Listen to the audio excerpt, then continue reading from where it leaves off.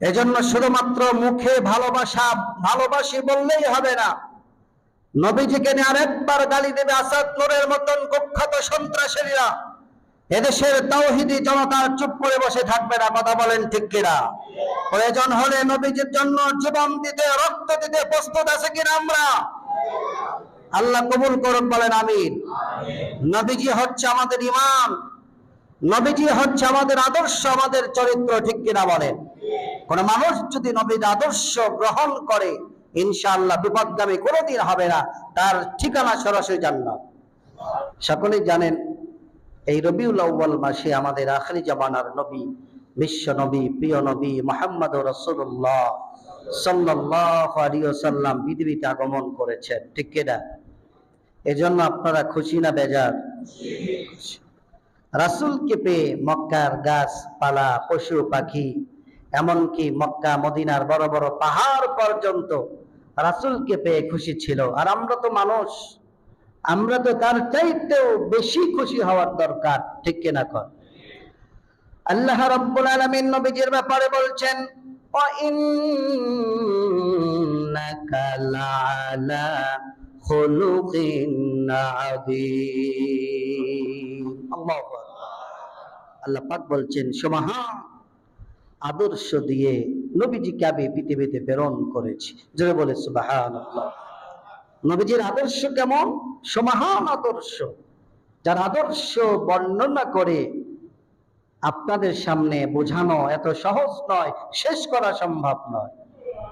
আল্লাহ রাব্বুল আলামিনের প্রশংসা যেমন শেষ করা সম্ভব নয়, নবীজির আদর্শ চরিত্র নিয়ে কথা বলে শেষ করা এত সহজ ব্যাপার নয়।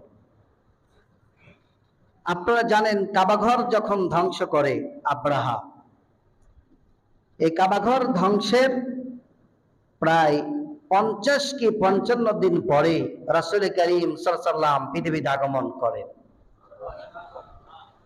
খুব বেশি দেরি নয়, মাত্র 50 কি 55 দিন পরে রাসূল করিম সাল্লাল্লাহু আলাইহি ওয়াসাল্লাম যখন পৃথিবীতে আগমন করেন, যেই ঘরে তিনি জন্মগ্রহণ করেছেন এই ঘরের পাশ দিয়ে একজন পণ্ডিত যাচ্ছিলেন।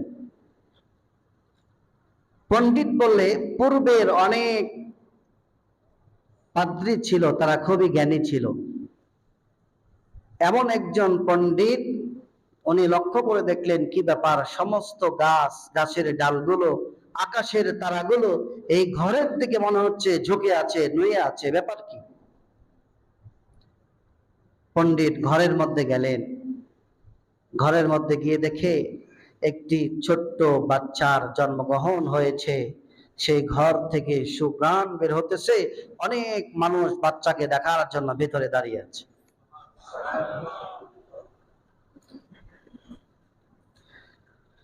পণ্ডিত লক্ষ্য করলেন ঘরের বাহিরে গাছগুলো, গাছের পাতাগুলো, আকাশের চন্দ্রগুলো এই ঘরের ভিতরে যেমন ভরে নোয়া আছে, যেমন ভাবে ঝুঁকে আছে, এটা সাধারণ কোনো বাচ্চা হবে না।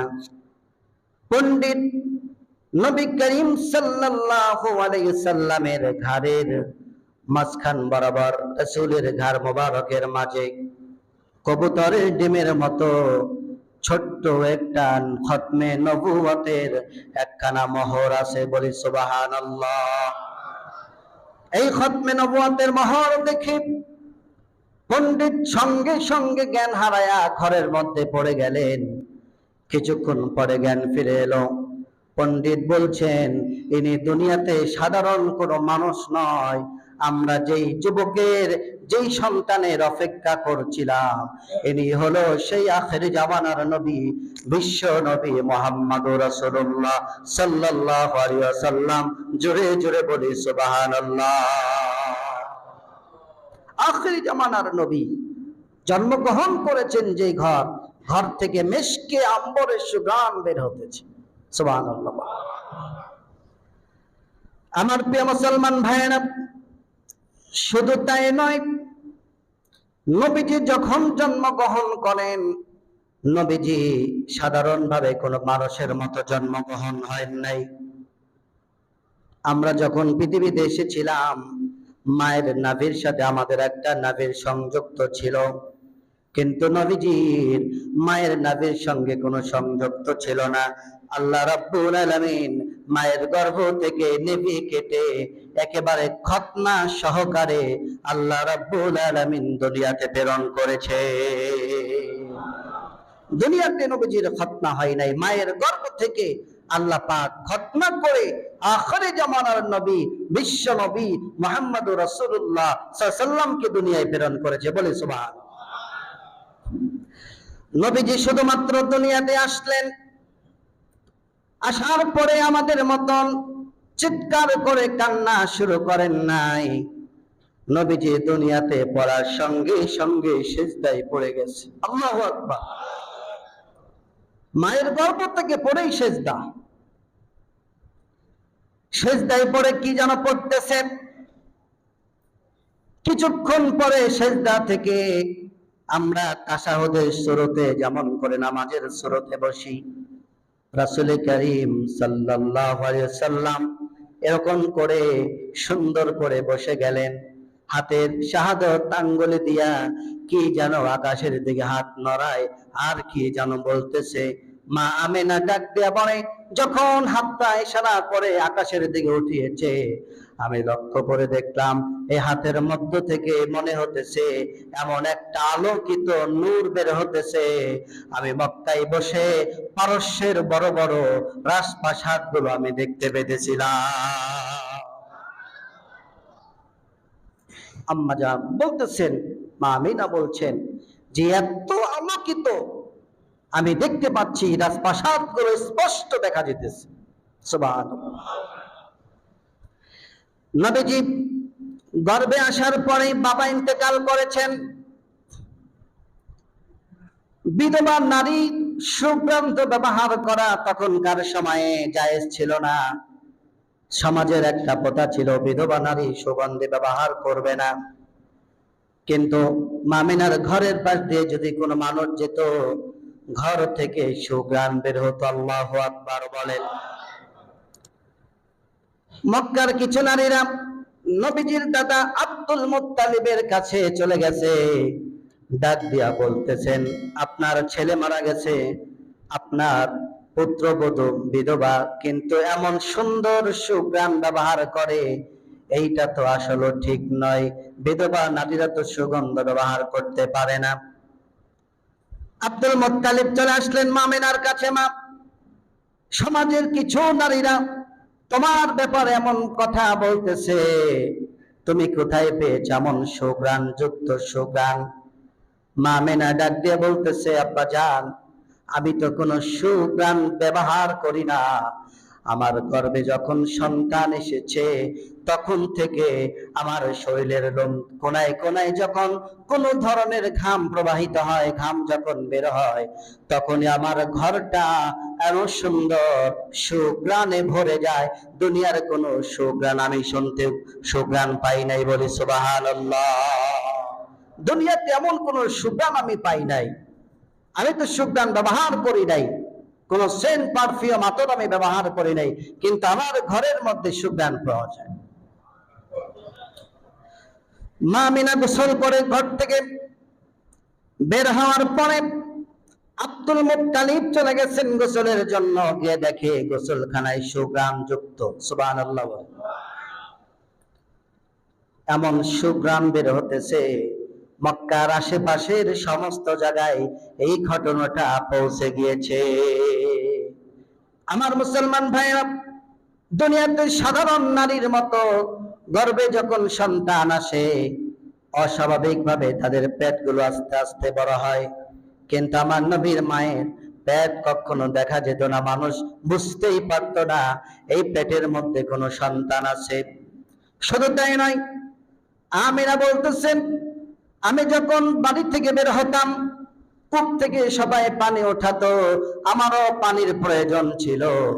আমি যখন কূপের নিকটে যেতাম, আমি দেখতে পেতাম নিচ থেকে পানি অটোমেটিক আমার হাতের নিকটে চলে আসতো। এটা হলো আমিনার কোনো কৃতিত্ব ছিল না, সব কৃতিত্ব ছিল আমার রাসূল বিশ্বনবী মুহাম্মদুর রাসূলুল্লাহ সাল্লাল্লাহু আলাইহি ওয়াসাল্লাম। শুধু তাই নয়, নবীজি যখন পৃথিবীতে আগমন করেন, রোম এবং পারস্য, কাউসার এবং কাসরার মধ্যে বছরের পরে বছর, বছরের পরে বছর তারা অগ্নি পূজা করত। সেই আগুন কোনোদিন নিবানো সম্ভব হতো না।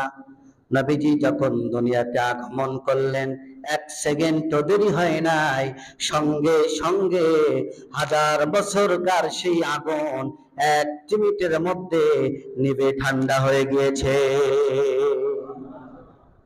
নবীজি জন্মগ্রহণ করার সঙ্গে সঙ্গে সমস্ত গাছপালাগুলো মনে হচ্ছে বিশ্ব নবীজির কাছে মাথা নত করতেছে। জোরে বলি আল্লাহু আকবার।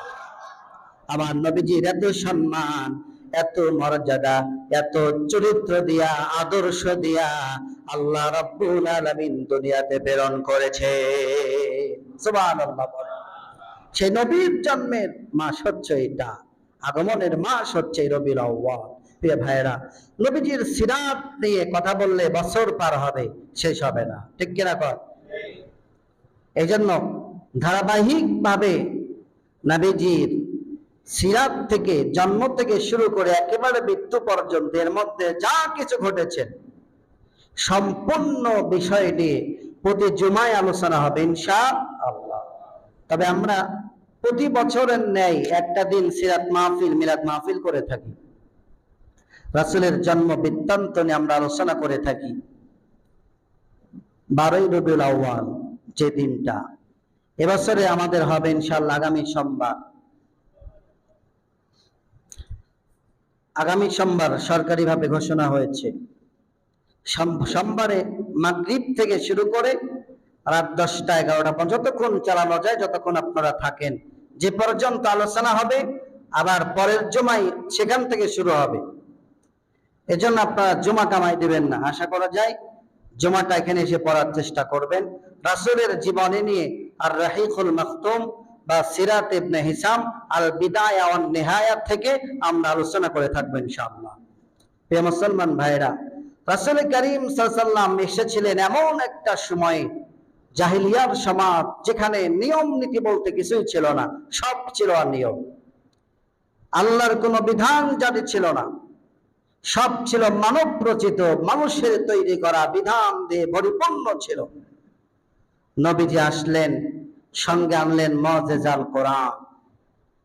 ভাঙ্গা একটা স্তবের উপরে, ভাঙ্গা সমাজের উপরে আল্লাহ রাসূল সাল্লাল্লাহু আলাইহি ওয়াসাল্লাম একটা সুন্দর সমাজ আমাদেরকে উপহার দিয়েছেন। সুবহানাল্লাহ।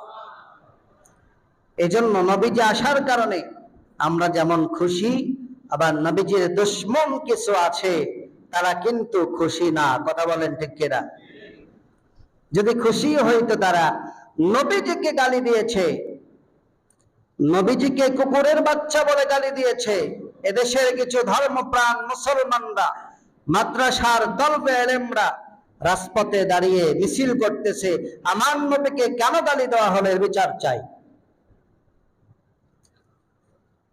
যারা গালি দিয়েছে তাদের তো ধরা দূরের কথা, যারা নবীজির পক্ষে স্লোগান দিতেছে, জালেমরা ওই সমস্ত হাফেজ তাওহীদি জনতাদেরকে গুলি করে পৃথিবীর থেকে বিদায় করেছে। কথা বলেন ঠিক কিনা?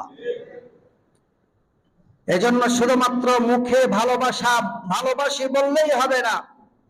নবীজিকে নিয়ে আরেকবার গালি দেবে আসাদ নূরের মতন কুখ্যাত সন্ত্রাসীরা। এদেশের তাওহীদি জনতা চুপ করে বসে থাকবে না। কথা বলেন ঠিক কিনা?